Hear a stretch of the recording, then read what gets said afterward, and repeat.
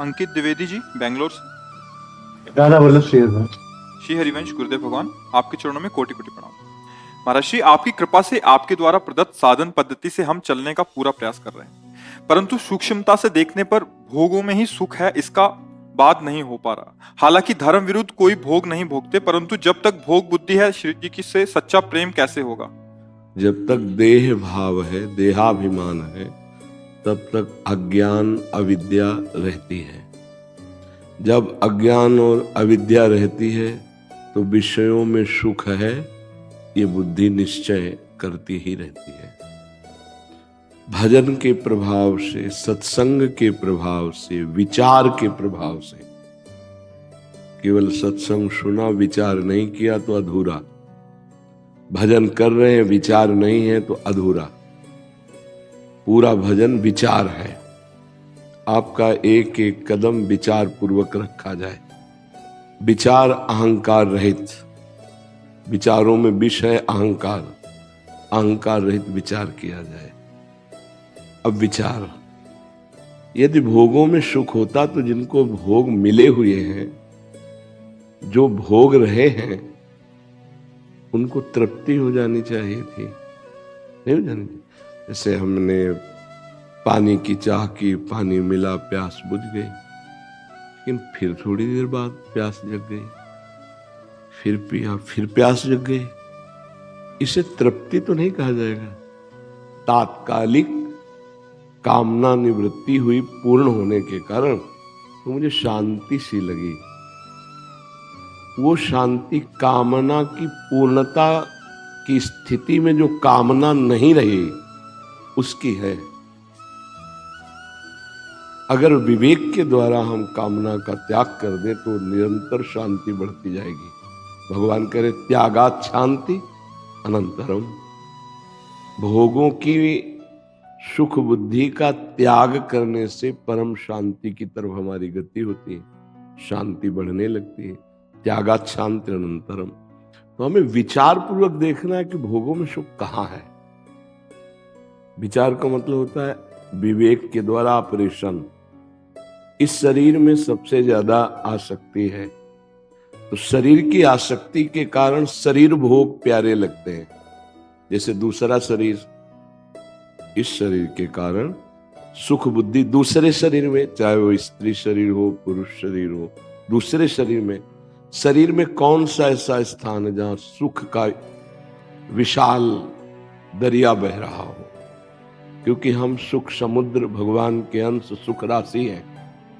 हम बिंदुओं से तृप्त होने वाले हैं नहीं। सिंधु का अंश बिंदु से तृप्त नहीं हो सकता। परमात्मा का अंश प्रकृति के भोग से सुखी नहीं हो सकता। अविनाशी का बच्चा विनाशी पदार्थों के खेल से तृप्त नहीं हो सकता। सिद्धांत को समझिए। अब कहाँ सुख है? अपने शरीर में या किसी और के शरीर में? कहाँ सुख है?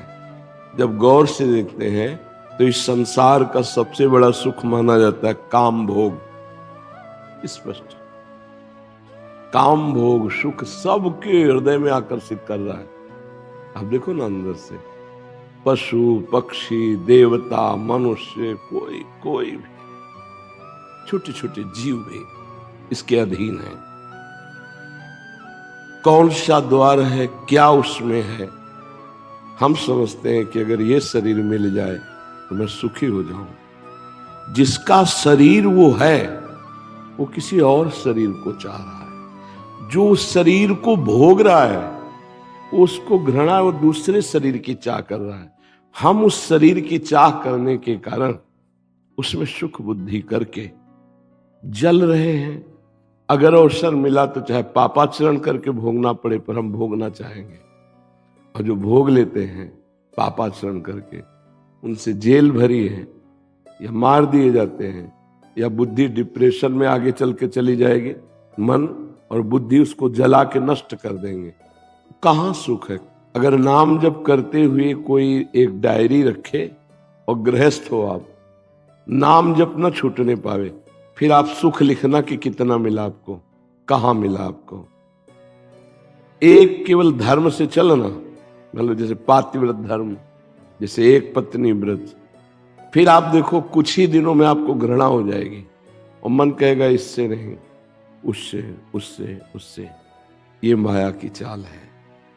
किसी भी जगह कहीं भी कोई भी अगर सुख होता तो थोड़ा तो शांति मिल जाती, लेकिन नहीं, वो दूसरों को देख रहा है। इस अवस्था का शरीर अब नहीं, इससे इस अवस्था का शरीर मिले, इस रंग का मिले, ऐसा हो वैसा। कितना गंदा है दुष्ट मन कल्पना कर करके फंसाता चला जाता है। बहुत अच्छे अच्छे जो शास्त्रों की बातें जानते हैं उनको फंसा देता है। बोले तो संसारिक जीवों की तो बात जाने दो, जो शास्त्रों के रहस्य को जानना चाहते हैं उनको भी फंसा देता है। एकमात्र जिनकी बुद्धि श्री भगवान में सुख है ऐसा निश्चय करके जबरदस्ती मन को ऐसे भोगों से हटाकर नाम जप, भगवत सेवा, संत सेवा और धर्म पूर्वक विषय भोगना, धर्म की सीमा के अंतर्गत, तब जाके कुछ दिनों में अपने आप हृदय पवित्र होगा। और ऐसे जैसे कोई वमन नहीं खाना चाहता, ऐसे रमा विलास राम अनुरागी तजत बमन जिम जन बड़भागी। वो बड़भागी भक्तजन वमन के समान भोगों का त्याग कर देते हैं। तो अगर भजन की परिपक्व अवस्था नहीं होगी तो छोटे मोटे भजन से माया हटने वाली नहीं। क्योंकि जैसे भक्ति भगवान की प्रिया है ऐसे माया भी भगवान की है। भगवान को मायापति कहा गया ना। अब खेल रखा गया है जैसे कबड्डी का, दोनों पक्ष एक ही स्कूल के हैं। मम माया दुरत्तया कहा भगवान ने, और ममैवांशो, तुम भी भगवान के और वो भी भगवान की। तुम हो भक्ति पक्ष में, वो है माया पक्ष, लेकिन दोनों भगवान की ही शक्ति से है। अब आपको जैसे कबड्डी में जाया जाता है ना, तो कबड्डी कबड्डी कबड्डी, तो राधा राधा राधा राधा राधा, अगर श्वास टूट गई तो आउट, और वो पकड़ करके तुम्हारी श्वास तोड़ना चाहेंगे, तुमको वहां से घसीटते हुए अपने पाले पे आला है। वो काम क्रोध लोभ मोह तुम्हें फंसाना चाहेंगे, वो पकड़ लेंगे तुम्हें, पर तुम्हें फंसना नहीं, उनसे छूट के अपने पाले में आना है और सांस नहीं तोड़नी। राधा राधा राधा राधा राधा, फिर तुम जीत जाओगे, नहीं तो आउट हो जाओगे। ले हो जाते हैं। हाँ, बिल्कुल कबड्डी का खेल समझो, जाना पड़ेगा तुम्हें, क्योंकि व्यवहार में, गृहस्थी में या कोई भी हो, जाना तो पड़ेगा ही माया पक्ष में। अब हम क्या करते हैं कि जहां हमारे ऊपर अटैक हुआ, काम क्रोध लोभ मोह मद मत्सर, तो हम भूल गए कि हमें राधा राधा बोलना था। बहुत सुंदर रूप है, बहुत सुंदर पदार्थ है, बहुत सुंदर, वो लुभायमान किया काम ने, तो उसमें या गुस्सा गया, बहुत दुष्ट है, बहुत नीच। अब वो भूल गए। तुम यहां बोलने आए थे कबड्डी, तो राधा राधा राधा राधा, आउट हो गए तुम, पहले छूट गया नाम, आउट हो गए। कह हनुमंत विपति प्रभु सोई, जो तो सुमिरल भजन, फंसा लेगा। नहीं तो आप सच्चे वाले हैं। थोड़ा नाम ऐसा स्टॉक बने कि वो आपके पाप को भस्म करे, पहले अनर्थ की निवृत्ति करे आपकी, तो आप खुली आंख से देखेंगे कि त्रिभुवन में कहीं भी सुख नहीं। किस में सुख है, किस में सुख है? अपने को जरा इस विषय पर विचार में लाओ कि सुख किस में है। पर क्या सत सुख की तरफ कदम बढ़े नहीं तो वृद्ध शरीर हो जाता है, और लालसा उन्हीं भोगों की रहती है। पूरे जीवन भर जिन भोगों को भोगा, कुछ हाथ नहीं लगा, मरते दम तक उन्हीं भोगों को भोगने की इच्छा रहती, भोग भले न पावे। ये बात समझो। इसलिए नाम जप और बढ़ाओ, सत्संग सुनते रहो, और पहले मानी संख्या से सवाल हल होता है। मानी संख्या सुख प्रभु के नाम रूप लीला धाम में है, संसार के भोगों में नहीं है। पर हम गृहस्थ हैं, संसारिक सुखों का भी एक समुदाय है जिसका हम सदुपयोग करते हुए भजन करते हैं। प्रवृत्ति मार्ग और निवृत्ति मार्ग दो है ना। अब वो हमें काम आएगा तो हमारी पत्नी है धर्म पूर्वक, मोह आएगा तो पुत्र आदि है उनमें भगवत भाव पूर्वक, स्वाद के भोजन की इच्छा है तो बनाकर भोग लगाकर प्रसाद रूप। बड़ा बढ़िया है भगवत प्राप्ति का मार्ग, गृहस्थी का भी। तो कहते विरक्ति में क्यों? तो ये सिंहों का मार्ग है, सूरवीर बहादुरों का। इसमें नहीं कि काम आया तो लुढ़क गया, क्रोध आया तो लुढ़क गया। उसमें है कि वहां तुम्हें पाप नहीं लगेगा, पर तुम, ये खुले मैदान की लड़ाई है। तो भगवान जिसको चयन करते हैं वो इस मार्ग में जाता है, जिसको चयन करते हैं इस मार्ग में जाता है, पर दोनों मार्ग भगवान तक ही जाते हैं अगर अपनी अपनी पद्धति से चले। तो ये सुख बुद्धि तब तक नष्ट नहीं होगी जब तक भगवदानंद नहीं मिलेगा।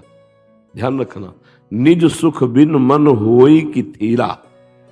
जब तक भगवदानंद नहीं मिलेगा, घर में आनंद नहीं मिलेगा, तो बाहर तो भटकेगा ही मन।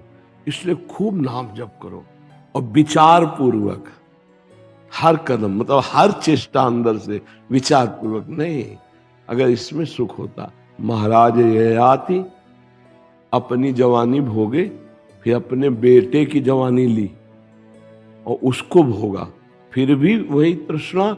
तब त्याग करते हुए कहा कि एक भगवद विमुख अजितेंद्रीय पुरुष को विश्व का सब भोग मिल जाए तो भी तृप्त नहीं हो सकता।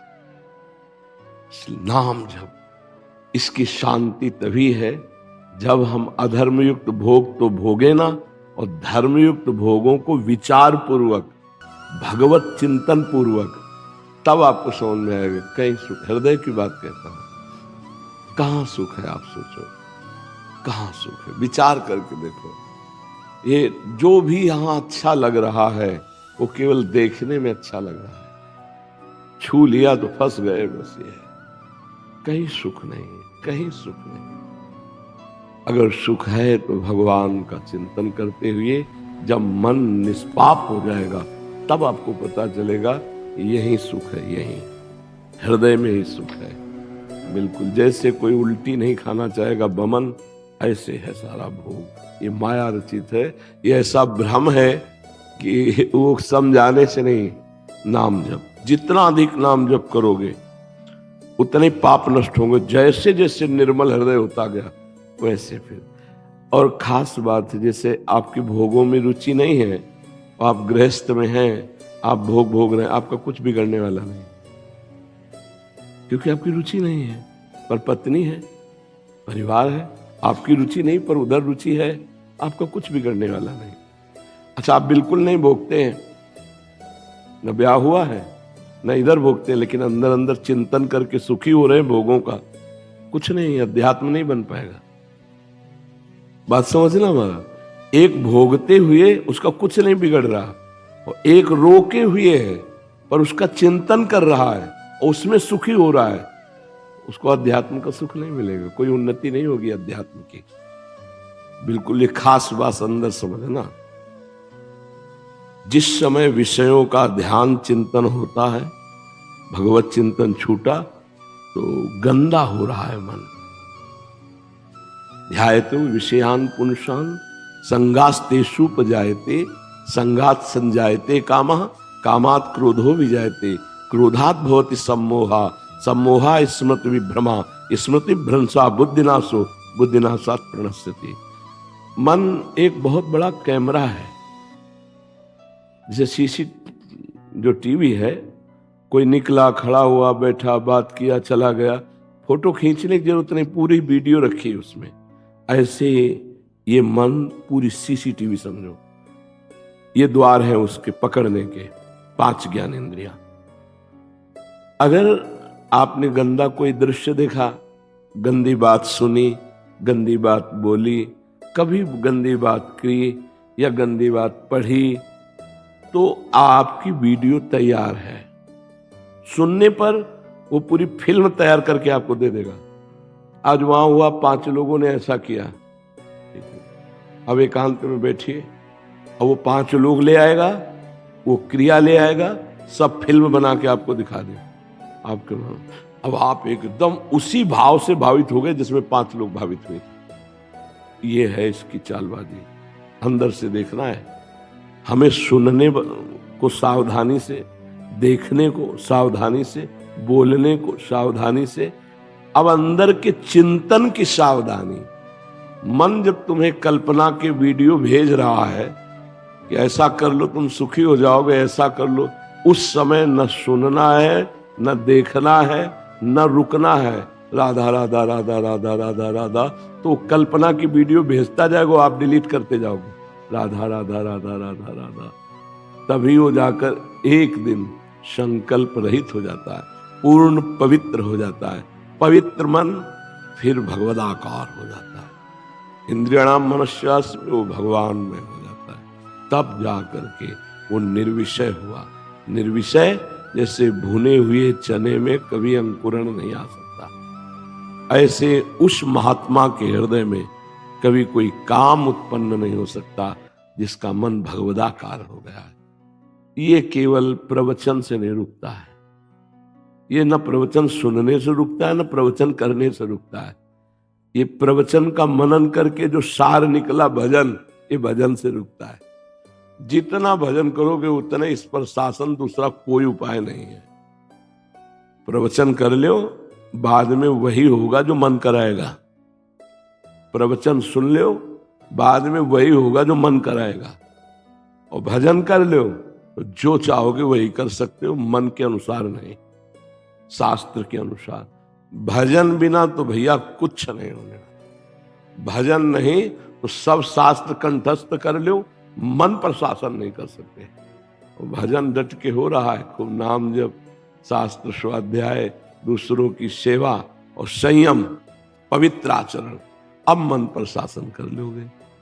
मन एक दिन इतना भारी मित्र बन जाता है, सच्ची कहते हैं कि जैसे जब हम इसे विषय चिंतन के लिए छूट दिए थे तो बिना प्रयास के, बिना माला के, बिना ध्यान के विषय चिंतन करता था, और जब इसको मना लिया गया और भजन में लग गया तो जैसे विषय चिंतन करता था बिना प्रयास के, आज वैसे ही बिना प्रयास के भगवत चिंतन करता है। इससे बड़ा कोई मित्र नहीं और इससे बड़ा कोई शत्रु नहीं। संशय महाराज जी ये है कि आपके वचन सुन के भोगों में जो आसक्ति थी वो बहुत कम हो गई, लेकिन अब जो सात्विक भोग है उसमें ही आसक्ति हो जा रही है। मतलब सात्विक भोजन है अगर तो भगवान को अर्पित करके प्रसाद रूप में पाइए, क्या परेशानी। देखो, एक चीज होती है अनावश्यक भोगों को भोगने की इच्छा, और एक होती है आवश्यक शरीर निर्वाह। अब बढ़िया गाड़ी है, अब वैराग्य दिखाओ कि इसमें हम डीजल पेट्रोल तो डालेंगे नहीं भाई, तो खड़ी ही रहेगी ना। अगर डीजल पेट्रोल लाते तो इच्छा हो जाएगी ना, फिर कैसे चले। तो इसको क्या कहा जाएगा, मूर्खता कहा जाए ना। एक ही शरीर यात्रा के लिए गाड़ी मिली है, अब जरूरत इसको है तो रोटी डाल दे रहे हैं, और जरूरत है तो इसको फिर फल दूध आदि दे रहे हैं, क्योंकि इसको चलाना है। ये हम भोगता नहीं है। इस शरीर इन विटामिन, प्रोटीन, इनसे ये चलता है। अभी आप भोजन बंद कर दो, पानी बंद कर दो, अभी आपकी याददाश्त खत्म होने लगेगी, क्रिया करने की शक्ति क्षीण होने लगेगी, अभी कोई साधन नहीं बनेगा। तो ये शरीर है भैया, आप नहीं हो। इसको ठंडी लग रही तो कपड़ा पहना दो, ठंडी का चिंतन क्यों करें। भूख लग रही है भोजन पवा दो, हम चिंतन क्यों करें, वो चिंतन करेंगे प्रभु का। अब कह दे कि भूख लगती तो भोजन की याद आती है, तो हमारी ये कमियां है। नहीं नहीं, इसकी जरूरत है। शुगर कम होगी तो मीठे की चाह हो जाएगी, नमक कम होगा तो अच्छा नमक पानी की इच्छा जागृत। इस शरीर की आवश्यकता है। देखो मोटरसाइकिल में तो तेल डालते हैं ना, इसके बाद और कुछ वो डालते हैं, हाँ तो वो घी समझो थोड़ा उसको भी शरीर को चाहिए। जब लोहे लग्गड़ की गाड़ियां, लोहे की गाड़ियों में सब चाहिए, तो थोड़ा घी है, थोड़ा दूध है, सब्जी है, फल है, खाए पिए और खूब मेहनत किए और खूब भजन किए, गंदे आचरण नहीं किए। अब इसका मतलब थोड़ी कि हमें पानी पीने की इच्छा जागृत हुई, ये बहुत तो गलत बात है। नहीं, गलत बात है नहीं, शरीर को पानी चाहिए, शरीर को भोजन चाहिए, शरीर को प्रोटीन विटामिन चाहिए, तभी तो हम यात्रा कर पाएंगे। अगर गाड़ी में बैठे हैं, हमें चाहिए, थोड़ा शीशा भी साफ होना चाहिए, नहीं एक्सीडेंट हो जाएगा। वे शीशे हैं, नेत्र, हाँ इन पर माया का पर्दा न चढ़े, नहीं तो कहीं ना कहीं भिड़ा देंगे। बुद्धि साफ है, नेत्र साफ, देखो ना गाड़ी को साफ करते कि नहीं करते। तो हम इसे नहलाते हैं, धुलाते हैं, कपड़ा पहनाते हैं, अच्छा खवाते हैं, जो जितना धर्म पूर्वक, और इसको अच्छे काम में लगाते हैं। अब गाड़ी बुरे काम के लिए ले जा रहे हो या अच्छे काम के लिए, ये तुम्हारी बात है, ड्राइवर की बात है। अब आप शरीर से पापाचरण कराते हो या धर्माचरण, ये तुम्हारी बात। लेकिन इसको भोजन देना, वस्त्र देना, इसकी व्यवस्था करना, इसको स्वस्थ रखना, ये हमारा कर्तव्य है। कर्तव्य को हम इच्छा थोड़ी कहते हैं। अब कहते कि नींद लेना, भगवान आदेश करते हैं ना, युक्त आहार विहार से, थोड़ी देर व्यायाम करना, थोड़ी देर टहलना, ये सब शरीर के लिए आवश्यक है। अब उसको इच्छा नहीं कहा जाएगा। टहल रहे हैं तो हम नाम जप कर रहे हैं, भोजन पा रहे हैं तो नाम जप कर रहे हैं, मेहनत कर रहे हैं तो नाम जप कर रहे हैं, सारे कर्म भगवान को अर्पित कर। भक्ति को मतलब एक अलग मान लिया गया है, ऐसा नहीं है। जब सही माने में भक्ति की बात समझ में आएगी तो सब कुछ भक्ति हो जाएगा। उसे सच्ची कहते हैं, जिस दिन तुम भगवान को अंतर से समर्पित हो गए तो तुम कहीं भी चलो, परिक्रमा हो रही है। हमारी बात नोट कर लेना, तुम्हारे पैरों का चलना परिक्रमा माना जाएगा, तुम्हारे हाथों से जो क्रिया होगी वो पूजा मानी जाएगी, तुम्हारी वाणी से जो निकलेगा वो स्तोत्र माना जाएगा। क्यों? क्योंकि आप भगवान को समर्पित हो चुके हैं। शरणागति भगवान की हो जाए तो हर कार्य श्री भगवान की पूजा हो जाएगी। तो इस शरीर के इस मंदिर में प्रभु बैठे हैं। जब हम भोजन पाते हैं तो प्रभु के पास जा रहा है। शरीर को नहला धुला रहे, मानो मंदिर में पोछा लगा रहे। भाव ही तो है, शरीर तुम थोड़ी हो। भाव कर लो, अभी भगवान की भक्ति में रंग आ जाए। अब 2 डिपार्टमेंट कर लिए हो अभी, एक अपना संसार का डिपार्टमेंट और एक भगवान का। बहुत समय लगेगा, बहुत समय लगेगा, देख लेना। 2 हटाओ, एक डिपार्टमेंट। हम माला जप रहे तो श्री भगवान में, फावड़ा चला रहे तो श्री भगवान में, एकांत में पूजा गृह में बैठे तो भगवान में, ऑफिस में तो भगवान में, दुकान में तो भगवान में। तब सच्ची भक्ति होगी। पक्का समझ लीजिए, इस शरीर की सेवा भगवान की सेवा है, ये मानना पड़ेगा। अगर ये नहीं मानोगे तो फिर ये अशांति बनी रहेगी और परेशानी रहेगी। एक बार राधा बाबा के सामने मीठा, तो भाई जी से कहा कि क्या ब्रह्म बोध होने के बाद, भगवत साक्षात के बाद ये इच्छा रहती है मीठा आदि की? तो भाई जी ने कहा कि इसे आप कमी मत मानिए, अब शरीर को जरूरत है शुगर की, मीठा की, तो मांग कर रहा है तो उसको खवा दो। अब कोई शरीर थोड़ी हो। ये बात देखनी है। अब प्यास लगी है तो पानी देख के मन हुआ कि पी ले, बोले ये तो इच्छा है। नहीं नहीं, जरूरत है, ये पानी की जरूरत है।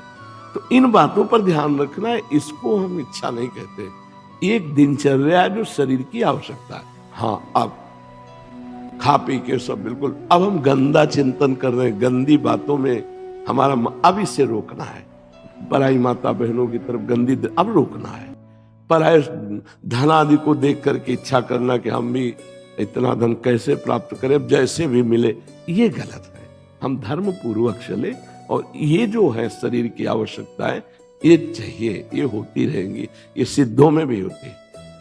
जैसे स्वभाव बना है सात्विक, तो राजसिक भोजन रखो तो उन कहेंगे हमारी इच्छा नहीं, हमारी रुचि नहीं, क्योंकि प्रारंभ से सात्विक पाया तो अब वैसे स्वभाव बन गया, वैसी स्थिति बन गई। तो कोई संशय अभी हम इसलिए विस्तार से वर्णन करते कि दोबारा प्रश्न करने की इच्छा न रह जाए। उस विषय को अच्छे से समझ लीजिए। जी प्रियंका जी, राधा वल्लभ श्री हरिवंश। राधे राधे महाराज जी, आपके चरणों में कोटि कोटि प्रणाम। गुरुदेव, मैं पिछले 7